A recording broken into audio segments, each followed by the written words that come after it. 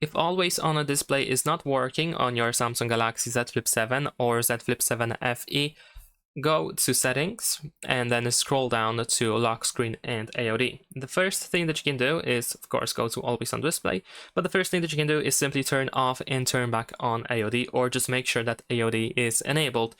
In most of my cases where I had issues with always on display, all I had to do is simply turn it off and turn back on.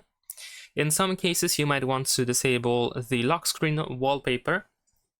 So if you have this option enabled, you can turn it off and then check if that helps. You can also disable the now bar for now to see if that makes any difference. And what is also quite important is this option, when to show. By default, we use it as, it is set as tap to show. So whenever you tap on the screen, so let me quickly demonstrate. So if you tap once on the screen, you should be able to see always on a display. So you may not know that you actually have to tap on the screen in order to display always on a display. Besides that, there's also auto option, which is also quite solid. You can also read over here when it actually, or how it works essentially, because if it's, for example, closed in a dark place,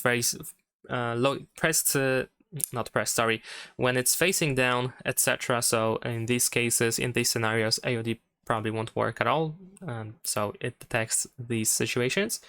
And there are some also other options that you can try out as well. However, I think these two are the most popular choices. So if not, you can switch to always, so that whenever you lock the screen, it will always display always on display. So you can give it a try and see if it works at all. And when it works, you can switch back to one of these two, for example.